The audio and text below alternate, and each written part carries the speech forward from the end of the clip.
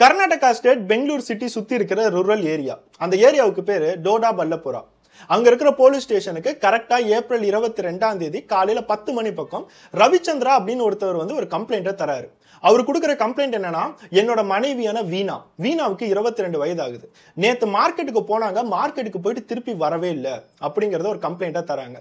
Police இதை கேட்டதுக்கு அப்புறம் அவங்க போகும்போது என்ன ட்ரெஸ் போட்டிருந்தாங்க, நகை ஏதாவது போட்டிருந்தாங்களா, கையில மொபைல் இருந்துச்சா, மொபைலுக்கு கால் பண்ணும்போது என்ன ஆச்சுன்னு கேட்டா மொபைல் சுவிட்ச் ஆஃப்ல இருக்கு. போலீஸும் செக் பண்ணி பார்த்திருக்காங்க, மொபைல் சுவிட்ச் ஆஃப்ல தான் இருக்கு. எதனால இன்னும் திருப்பி வீட்டுக்கு வரலன்னு சொல்லி தெரியவே இல்லை. நைட் டைம் வெளியே போயிருப்பாங்களான்னு பார்த்தா இல்ல, மத்தியானம் தான் வெளியே போயிருக்காங்கிறத கிளியரா சொல்றாரு. ஸோ போலீஸ் எல்லா கம்ப்ளைண்ட்டுமே வாங்கிட்டு அவர் அமுச்சு விடுறாங்க.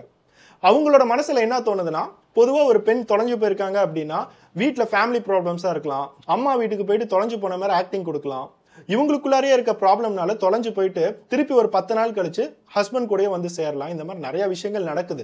நம்ம டெய்லி அதை பார்த்துக்கிட்டு தானே இருக்கோம். இதெல்லாம் தாண்டி தான் அந்த பொண்ணை யாராச்சும் ரேப் பண்ணியிருப்பாங்க, கிட்னாப் பண்ணியிருப்பாங்க, கொலை பண்ணியிருப்பாங்க, இந்த மாதிரி விஷயங்கள்லாம் வரும். ரவிச்சந்திரன் வீட்டுக்கு போகும்போது அவங்க ஒரே விஷயத்தை தான் கேட்குறாங்க, உங்க வைஃபோட போட்டோ இருக்கான்னு கேட்கும்போது ரவிச்சந்திரன், நான் போட்டோவை மட்டும் கொண்டுட்டு வர மறந்துட்டேன், நான் வீட்டுக்கு போயிட்டு திருப்பி போட்டோவை கொண்டுட்டு வரேன்னு சொல்லிட்டு அவர் போறாரு. அன்னைக்கு ஏப்ரல் 22ஆம் தேதி போலீஸ் ஸ்டேஷன் விட்டு போன ரவிச்சந்திரன் திருப்பி 28ஆம் தேதி தான் அந்த போலீஸ் ஸ்டேஷனுக்கே வராரு. அவர் வரும்போது என்னோட வைஃபோட போட்டோ கேட்டீங்கல்ல, இந்தாங்கன்னு சொல்லிட்டு அழுதுகிட்டே தராரு. போலீஸ்க்கு சரியான கோவம். உன்னோட வைஃப் தொலைஞ்சிட்டான்னு சொல்லிட்டு நீயே தான் வந்து கம்ப்ளைண்ட்டை கொடுத்த, இப்போ ஒரு வாரம் கழிச்சு போட்டோவை வந்து தர, உண்மையாவே உன்னோட வைஃப் மேல உனக்கு அக்கறை இருந்துச்சு அப்படின்னா அன்னைக்கே வந்து போட்டோவை தரணும்ல, உன்னோட வைஃப் தொலைஞ்சு போயிட்டான்னு சொல்லிட்டு அவ்வளவு சந்தோஷமா இருக்கேன்னு சொல்லிட்டு எல்லாருமே கோவமா கேட்டாங்க.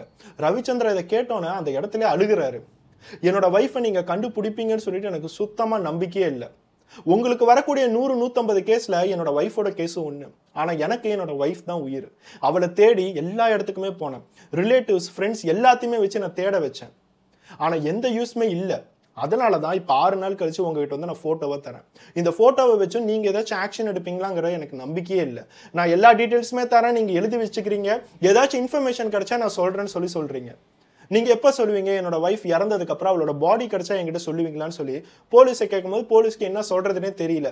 சரி, இந்த ஆள் ரொம்ப வருத்தத்துல இருக்காரு, நாங்களும் எங்களால முடிஞ்ச ட்ரை எல்லாத்தையுமே பண்ணிட்டு தான் இருக்கோம், ஒரு நாள் எத்தனையோ கேசஸ் நடந்துட்டு இருக்கு, எங்களால முடிஞ்ச அளவுக்கு உங்களோட வைஃபை நாங்க கண்டுபிடிக்கிறோம்னு சொல்லி போட்டோவை வாங்கி விட்டு அனுப்பிச்சு விட்டாங்க. இந்த சம்பவம் நடந்த அடுத்த 5வது நாள் மே 2ஆம் தேதி 2024 வருடம் அதே போலீஸ் ஸ்டேஷனுக்கு ஒரு ஷாக்கிங்கான இன்ஃபர்மேஷன். அவங்களோட லிமிட்ல இருக்கிற ஒரு ஃபாரஸ்ட் ஏரியால ஒரு பெண்ணோட பணம் எரிஞ்சு கிடக்குதுன்னு சொல்லிட்டு அந்த ஃபாரஸ்ட்குள்ளார போன ஒரு கிராமத்து மக்கள் சொல்லியிருக்காங்க. அதை கேட்டோன்னா போலீஸ் டீம் எல்லாருமே ஃபாரன்சிக் டீமோட அந்த இடத்துக்கு போயிருக்காங்க.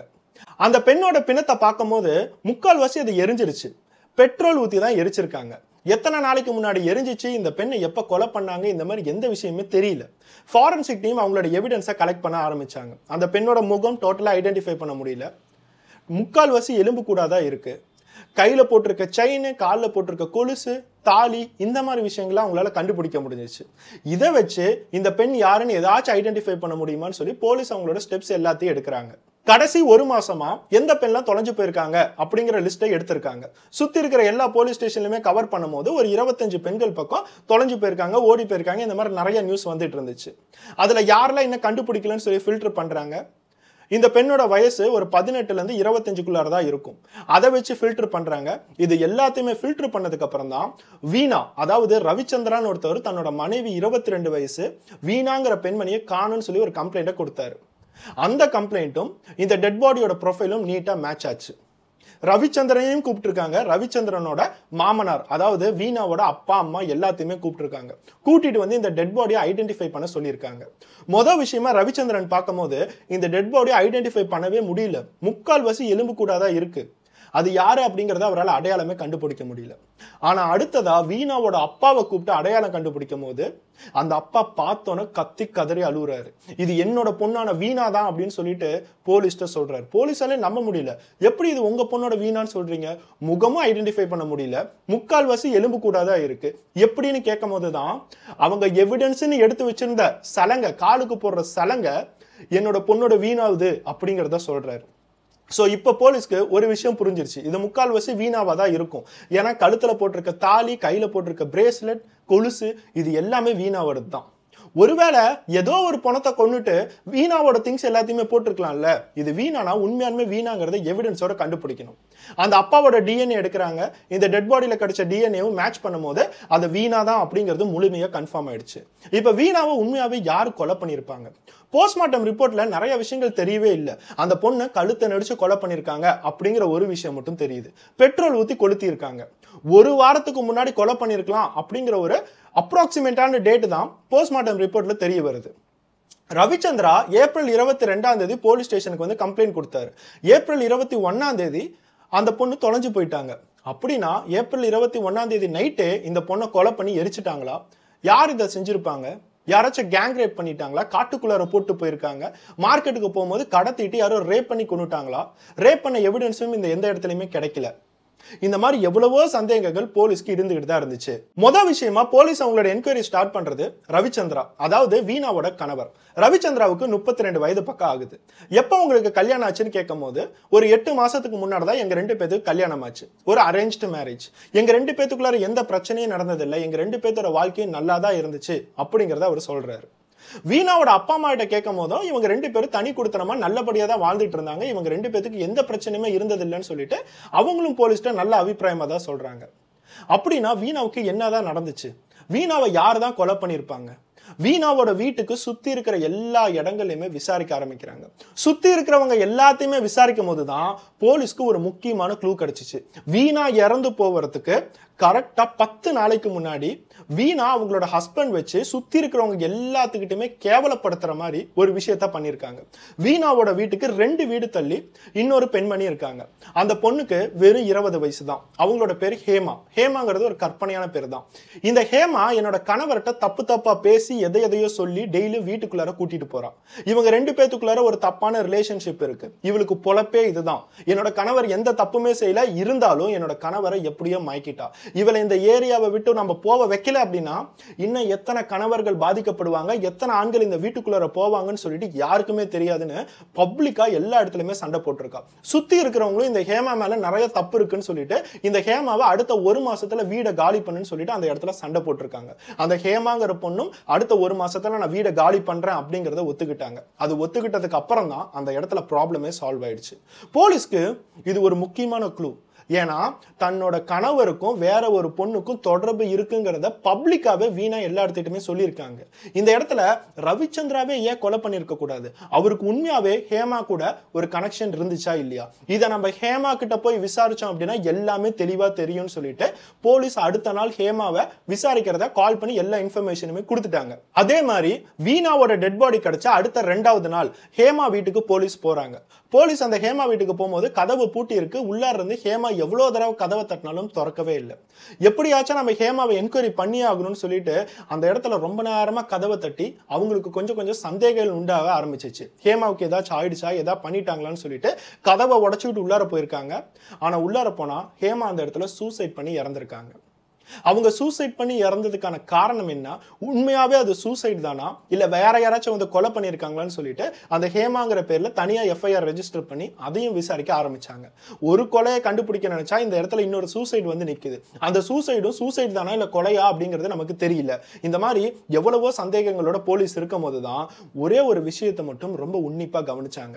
ஏப்ரல் 22 ராமச்சந்திரா நம்ம கிட்ட வந்து மனைவி தொலைஞ்சிட்டான்னு சொல்லிட்டு போலீஸ்ல கம்ப்ளைண்ட் கொடுத்தவன் அந்த போட்டோவை கேட்கும் போது எதுக்காக 1 வாரம் கழிச்சு வந்தான்?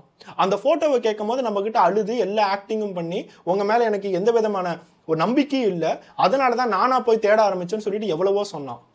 ஏன் அவன் நம்மளை கொஞ்சம் காத்திருக்க வச்சிருக்க கூடாது? இப்பவே போட்டோ கொடுத்தா நம்ம சீக்கிரமா கண்டுபிடிச்சிருவோமா என்னமோன்னு வீட்டுல உட்காந்து யோசிச்சுட்டு சரி 1 வாரத்துக்கு அப்புறம் போட்டோ நம்ம தருவோம், நம்ம மேல எந்த டவுட்டுமே வந்துடக்கூடாதுன்னு சொல்லிட்டு தந்திருப்பானோ. இது எல்லா சந்தேகத்தின் அடிப்படையில தான் ராமச்சந்திராவை அவங்க அரெஸ்ட் பண்ணியிருக்காங்க. அரெஸ்ட் பண்ணும் போது கூட 1 வாரத்துக்கு முன்னாடி நீ தப்பான தொடர்பு ஹேமா கூட வச்சிருக்கன்னு சொல்லி தான் உன்னோட வைஃப் எல்லாம் சண்டை போட்டிருக்கா. இப்போ என்னன்னா ஹேமாவும் அந்த இடத்துல டெட் பாடியா கடந்திருக்கா. நீ தான் உன்னோட வைஃபையும் கொண்டுட்டு ஹேமாவையும் கொண்டுட்டியா அப்படிங்கிற சந்தேகத்துல தான் அந்த ராமச்சந்திரனை அரெஸ்ட் பண்ணியிருக்காங்க. அரெஸ்ட் பண்ணி போலீஸ் அவங்களோட ஸ்டைல விசாரிக்கும் போதுதான் ராமச்சந்திரா எல்லா உண்மையுமே ஒவ்வொரு விஷயமா சொல்ல ஆரம்பிக்கிறான்.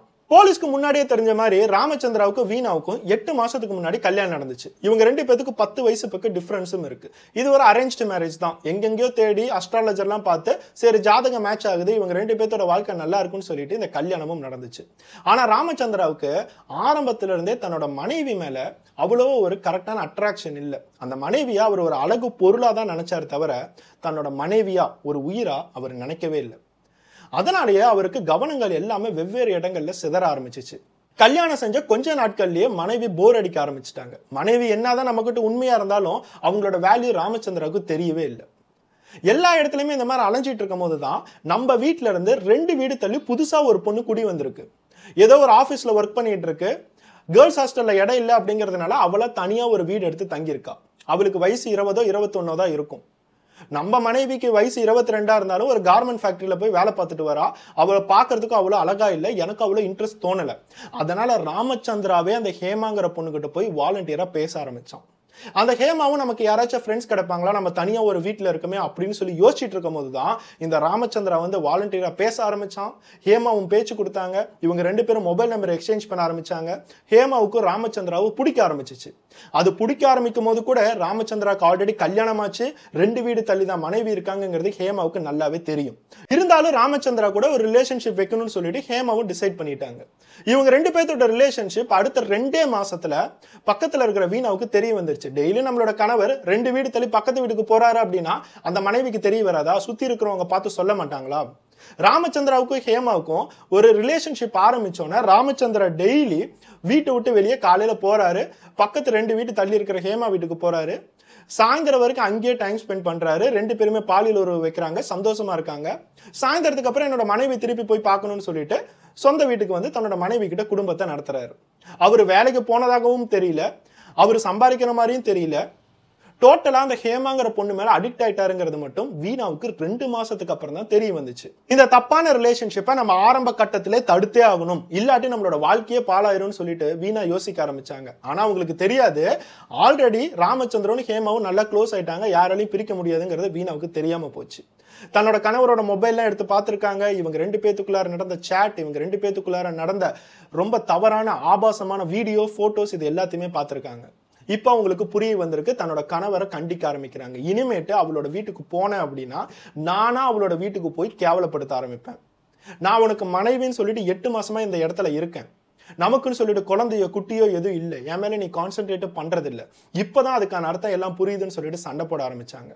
இந்த சண்டை ஆரம்பிச்சோடனே ராமச்சந்திரன் உடனே மன்னிப்பு கேட்கிறான். இனிமேட்டு நான் அந்த பொண்ணை போய் பார்க்கவே மாட்டேன், அதுகிட்ட பேசவே மாட்டேன் அப்படின்னு சொல்லிட்டு டெய்லி ஆஃபீஸ்க்கு போக ஆரம்பிக்கிறான். இவன் ஒவ்வொரு நாள் ஆஃபீஸ்க்கு போகும்போதும் வீணா வீட்டுக்கு வெளியே வந்து கவனிக்கிறாங்க. இவன் உண்மையானவே ஆஃபீஸுக்கு தான் போறானா இல்ல பக்கத்து வீட்டில் இருக்கிற ஹேமாவை பார்க்க போறானான்னு சொல்லிட்டு கவனிக்கிறாங்க. 3 மாசம் பக்கம் கவனிச்சும் தன்னோட கணவர் டெய்லியும் ஆஃபீஸ்க்கு தான் போறாரு, பக்கத்து வீட்டுக்கு போகலங்கிறத வீணா கன்ஃபார்ம் பண்ணாங்க. ஆனா ராமச்சந்திரா அதுக்கு மேல நிறைய விஷயங்கள் பண்ண ஆரம்பிச்சான். நம்ம டெய்லி வீட்டுக்கு வெளியே போகும்போது தான் வீணா நம்மளே கவனிச்சிட்டு இருக்கா. ஆஃபீஸ்க்கு போய் 1 மணி நேரமோ 2 மணி நேரமோ டைம் ஸ்பெண்ட் பண்ணுவோம். அதுக்கப்புறம் சீக்கிரமாவே ஹேமாவோட வீட்டுக்கு வருவோம், ஹேமா கூட சந்தோஷமா இருப்போம். அதுக்கப்புறம் நம்ம வீணாவை பார்க்க போலான்னு சொல்லிட்டு அவன் வேற பிளான்ல சுத்திட்டு இருந்தான். இந்த எல்லா விஷயங்களும் வீணாவுக்கு ஒரு சந்தேகமாவே இருந்துச்சு. தினமும் நம்ம வெளியே பார்க்குறோம், ஆஃபீஸுக்கு தான் போறாரு, ஆஃபீஸ்ல இருந்து வீட்டுக்கு வராரு, ஃபோன் எடுத்து பார்த்தா ஒரு சாட்டுமே இருக்கிறது இல்லை. உண்மையாவே ஹேமா விட்டு அவன் பிரிஞ்சுட்டானா இல்ல நம்மளை ஏமாத்திட்டு இருக்கானான்னு சொல்லிட்டு ஒரு நாள் என்ன பண்ணிருக்காங்க, தன்னோட கணவர் ஆஃபீஸ்க்கு போன அடுத்த 2 மணி நேரம் கழிச்சு ஹேமாவோட வீட்டை போய் கதவை தட்டியிருக்காங்க. ஹேமாவோட வீட்டை கதவை தட்டும் போது திறந்தது ஹேமா. ஹேமா வீணாவை பார்த்தோன்னே ஒரு பெரிய ஷாக். அவ வரக்கூடாத இடத்துக்கு வந்துட்டா அப்படிங்கிற மாதிரி அந்த கண்ணை பார்க்கும் போதே தெரியுது. ஹேமா கிட்ட எதுவுமே சொல்லாம அவளை தள்ளி விட்டுட்டு வீட்டுக்குள்ளார போய் பெட்ரூம்ல செக் பண்றாங்க. பெட்ரூம்ல அந்த இடத்துல தன்னோட கணவர் அந்த பெட்ல படுத்திட்டு இருக்கிறத பாக்குறாங்க. கையுங்காலமா அவங்க 2 பேரையுமே பிடிச்சு வீட்டுக்கு வெளியே தரன்னு வெளியே வாடான்னு இழுத்துட்டு வந்து எல்லாத்துக்கும் முன்னாடியும் தன்னோட கணவரையும் அந்த ஹேமாவையும் கேவலப்படுத்துறாங்க. இந்த ஹேமாவை இப்பவே இந்த வீட்டை விட்டு வெளியே துரத்து விடணும், இனிமேட்டு இவ இந்த ஏரியாவுக்கு வரவே கூடாது, என்னோட கணவரை வளைச்சு போட்ட மாதிரி இன்னும் எத்தனை கணவர் இவ கையில இருக்காங்கன்னு தெரியாதுன்னு அவங்க 2 பேத்தையுமே வீணா கேவலப்படுத்தியிருக்காங்க. இது ஹேமாவுக்கும் சரி ராமச்சந்திராவுக்கும் சரி சரியான கோபத்தை உண்டாக்குனுச்சு. ஆனா ஹேமா கடைசி வரைக்கும் வீணாவை கொலை பண்ணணும்னு சொல்லிட்டு நினைக்கவே இல்லை. ஆனா ராமச்சந்திரன் எப்படியாச்சும் நம்மளோட மனைவியை கொலை பண்ணா மட்டும்தான் நம்ம ஹேமா கூட வாழ்க்கையை ஆரம்பிக்க முடியும், வீணாவை வச்சு நம்ம ஹேமாவை பார்க்கவே முடியாதுன்னு சொல்லிட்டு அவர் நீட்டா ஒரு பிளான் பண்ணாரு. அடுத்த கொஞ்ச நாட்களா ஹேமா கிட்ட எந்த கான்டாக்டும் வைக்காம போன்ல எதுவும் சேட் பண்ணாம தன்னோட மனைவியான வீணாவை நான் காதலிக்கிறேன்னு சொல்லிட்டு வீணாவையே நம்ப வச்சாரு. வீணாவை நிறைய இடங்களுக்கு கூட்டிட்டு போனாரு, வெவ்வேறு இடங்களுக்கு கூட்டிட்டு போய் சாப்பிட வாங்கி தந்தாரு, அவரோட காதலை எப்படிலாம் காமிக்கணுமோ எல்லா விஷயங்களும் காமிச்சாரு. ஆனா கடைசி வரைக்கும் வீணாவுக்கு தெரியல இது எல்லாமே பொய் தான் அப்படிங்கறத அவங்களால புரிஞ்சிக்க முடியல. ஏப்ரல் 21 நைட்டு நீ வெளியே வா, நம்ம வெளியே போய் சும்மா சுத்துவோன்னு சொல்லிட்டு கார்ல உட்கார வச்சு கூட்டிட்டு போனவர் ஸ்ட்ரெயிட்டா பக்கத்துல இருக்கிற ஒரு ஃபாரஸ்ட் ஏரியாவுக்கு தன்னோட மனைவியை கூட்டிட்டு போயிருக்காரு. வீணாவுக்கு இதை பார்த்தோன்னே எதுக்கு இவன் நம்மளை ஃபாரஸ்ட் கூட்டிட்டு வந்திருக்கான், இந்த இடத்துல ஆள் நடமாட்டம் யாருமே இல்லையேன்னு சொல்லிட்டு பயப்பட ஆரம்பிச்சாங்க. ஆனா வீணா கிட்ட நான் தான் உன் கூட இருக்கேன்ல, என்னை நம்ப மாட்டியான்னு சொல்லிட்டு ஃபாரஸ்ட்குள்ளார கூட்டிட்டு போய் அந்த பெண்ணை கழுத்தை நடிச்சு அதே இடத்துல கொலை பண்ணியிருக்கான். வீணாவோட நிலைமை அந்த இடத்துல கொஞ்சம் யோசிச்சு பாருங்க. நம்மளோட கணவரை எப்படியாச்சும் நம்மளை நேசிக்க வைக்கணும், நம்ம மேல ஆசையா இருக்க வைக்கணும். நமக்கு கல்யாணம் ஆயிடுச்சு, நம்மளோட கணவர் நம்மளை ஏமாத்தினாலும் அவர் என்னால விட முடியாது, என்னோட கணவருக்கு நான் உண்மையா இருக்கணும்னு சொல்லிட்டு எவ்வளவோ ட்ரை பண்ணியிருக்காங்க. எவ்வளவோ ட்ரை பண்ணி இப்பதான் நம்மளோட கணவர் நம்மளை காதலிக்க ஆரம்பிச்சிருக்காரு, இனிமேட்டு நம்மளோட வாழ்க்கை எல்லாம் சந்தோஷமா இருக்கும்னு நினைச்சவங்களுக்கு அந்த காட்டுக்குள்ளார தன்னோட கணவர் கழுத்தை நெரிச்சு கொலை பண்ணும் போது அவங்களோட ஆத்மா அந்த இடத்துல எப்படி சாந்தி அடைஞ்சிருக்கும்னு சொல்லி தெரியவே இல்லை. அந்த மாதிரி ஒரு சாவு யாருக்குமே நடக்கக்கூடாதுங்கிறத நம்ம வேண்டிக்குவோம். அந்த இடத்துல வீணாவை கொலை பண்ணிட்டு அவன் கொண்டுட்டு வந்து வச்சிருந்த பெட்ரோல் கேனை அதே இடத்துல பாடி மேல ஃபுல்லா ஊத்தி பத்த வச்சுட்டு அந்த இடத்த விட்டு அவன் எஸ்கேப் ஆயிட்டான். அந்த பாடியும் 3/4 பக்கம் எரிஞ்சு அதுக்கப்புறம் டோட்டலா அமைஞ்சிருச்சு. அது எரிஞ்சதையும் யாரும் கவனிக்கல, அந்த இடத்துல கொலையும் யாரும் கவனிக்கல. ஒரு வாரத்துக்கு அப்புறம் பக்கத்துல இருக்க கிராம மக்கள் அந்த ஃபாரஸ்டுக்குள்ளார சில விஷயங்கள்லாம், அந்த சுள்ளி பொறுக்கிறதெல்லாம் சொல்லுவாங்கல்ல, அவங்களுக்கு விறகு இந்த மாதிரி விஷயங்கள்லாம் தேவைப்படும். அதை வெட்ட வந்தவங்களுக்கு தான் இந்த பிணம் கண்ணுக்கு தென்பட்டிருக்கு. அதை பார்த்தோன்னா அவங்க போலீஸ்க்கு இன்ஃபார்ம் பண்ணியிருக்காங்க. இது எல்லாம் கேட்டதுக்கு அப்புறம் தான் போலீஸ்க்கு என்ன நடந்துச்சு, எப்படி நடந்துச்சு இப்படிங்கிற எல்லா விஷயங்களும் தெரிஞ்சிருக்கு. இந்த இடத்துல அவங்க ரொம்ப சந்தேகப்படுறது என்னன்னா, ஹேமா வீணாவை கொலை பண்ணுன்னு சொல்லி விரும்பலங்கிறத இவன் கிளியரா சொல்றான். ஆனா வீணாவோட பெண்ணை நம்ம கண்டுபிடிச்சா அடுத்த 2 நாள்ல ஹேமா சூசைட் பண்றதுக்கான ரீசன் என்ன? அவங்களோட மானம் போயிடும், அவங்களே அரெஸ்ட் பண்ணிடுவோம்னு சொல்லி சூசைட் பண்ணிட்டாங்களா, இல்ல ராமச்சந்திரனே சில உண்மைகள் தெரியக்கூடாதுன்னு சொல்லிட்டு ஹேமாவை போய் கொலை பண்ணியிருக்கானா? இதுதான் போலீஸ்க்கு இருக்கிற ஒரு பெரிய டவுட்டு. அதனால ராமச்சந்திராவை இன்னமும் விசாரிச்சுக்கிட்டு தான் இருக்காங்க. ஹேமாவுக்காக ஒரு தனி கேஸை போட்டு, வீணாவுக்காக ஒரு தனி கேஸ் போட்டு அவங்களை போய் கோர்ட்ல நிக்க வச்சிருக்காங்க.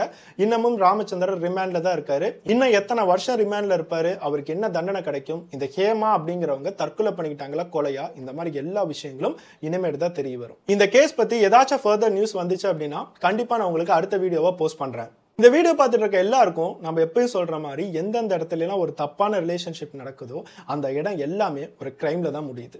இந்த இடத்துல ஹேமாங்கிற பெண்மணிக்கும் ராமச்சந்திராவுக்கும் நடந்த ஒரு தப்பான ரிலேஷன்ஷிப்னால கடைசியா ஒரு அப்பாவியான 22 வயது மனைவியான வீணா இறந்து போயிருக்காங்க. எந்த தப்புமே செய்யாம கொடூரமா இறந்து போயிருக்காங்க. இவங்களோட ஆசைக்காக, இவங்களோட காமத்துக்காக அந்த இடத்துல தன்னோட கணவரை எந்த லெவலுக்கு நேசிச்சாங்க. அந்த பெண்மணி கடைசியா உயிரை விட்டுருக்காங்க. அவங்க கொஞ்சம் கூட நினைச்சு பார்த்திருக்க மாட்டாங்க, நம்மளோட கணவரை நம்ம திருத்தணும்னு நினைச்சோம், நம்ம கூடவே இருக்கணும்னு நினைச்சோம், அவரை எவ்வளவோ நம்ம விரும்பணும், கடைசியா அந்த கணவன் கையாலேயே நம்ம இறந்து போவோம்னு சொல்லிட்டு அவங்க யோசிச்சு கூட பார்த்திருக்க மாட்டாங்க. இதெல்லாம் தாண்டி இது எல்லாத்தையுமே கண்டுபிடிச்சிட்டாங்க, அவளோட டெட் பாடி கண்டுபிடிச்சிட்டாங்க, இனிமேட்டு நம்மளோட ரிலேஷன்ஷிப் எல்லாம் தெரிய வந்துருமேன்னு சொல்லிட்டு அந்த பயத்தாலேயே ஹேமா சூசைட் பண்ணியிருக்காங்க. இந்த இடத்துல எந்த தப்பு செய்யாதவங்களும் இறந்திருக்காங்க, தப்பு செஞ்சவங்களும் கடைசியா இறந்து போயிருக்காங்க. இது எல்லாமே எதனால ஆரம்பிச்சிச்சு? அந்த காமம் அப்படிங்கிற ஒரு சாக்கடைனால. அந்த ராமச்சந்திரன் அப்படிங்கிற ஒருத்தன் நம்ம வீட்டுல நம்மளோட மனைவி கிட்ட கிடைக்கிற அன்பெல்லாம் தாண்டி அந்த காமம் அப்படிங்கிற ஒரு விஷயத்த அதை நோக்கியே போனதுனாலதான் அவனுக்கு 2 வீடு தள்ளி இருக்கிற ஹேமா கண்ணில் தென்பட்டாங்க. அவன் உண்மையாவே அந்த மனைவியை நேசிச்சிருந்தான் அப்படின்னா அந்த ஹேமா அப்படிங்கிற பெண்மணி ஒரு பெண்ணா தான் அவனுக்கு தெரிஞ்சிருப்பாங்க தவிர அந்த ஹேமாவை நம்ம தப்பா பார்க்கணும், பழகணும், அந்த ஹேமா கூட ரிலேஷன்ஷிப் வச்சுக்கணும்னு சொல்லிட்டு என்னைக்குமே அவன் நினைச்சிருக்க மாட்டான். இதெல்லாம் தாண்டி நான் தனியா பிரிஞ்சு போயிட்டா ஒரு பெண்ணா எப்படி வாழ்றது, ஒரு டிவோர்ஸ் ஆனதுக்கு அப்புறம் எப்படி வாழ்றது, யார் எனக்கு வாழ்க்கை தருவா, எப்படி நான் தனியா வாழ்றது, சுத்தி இருக்கிறவங்க என்ன பேசுவாங்க, என்னோட அப்பா அம்மா என்ன பேசுவாங்கன்னு சொல்லிட்டு எவ்வளவோ விஷயங்கள் உங்களுக்கு தோணும். அதெல்லாம் தோன்றதுனால கடைசியா வீணா மாதிரி உங்களோட லைஃபே போகிறதுக்கான சான்சஸும் இருக்கு. கரெக்டான டைம்ல கரெக்டான ஸ்டெப்பை நீங்க எடுக்கல அப்படின்னா கடைசியா அது யாரோ ஒருத்தவங்களோட லைஃபே முடிவுக்கு கொண்டுட்டு வருங்கிறத தயவு செய்து தெரிஞ்சுக்கோங்க. ஒரு பெண்ணால எதையும் செய்ய முடியும், ஏன் தனியா வாழ முடியாதா? நெக்ஸ்ட் வீடியோட பார்ப்போம். பை.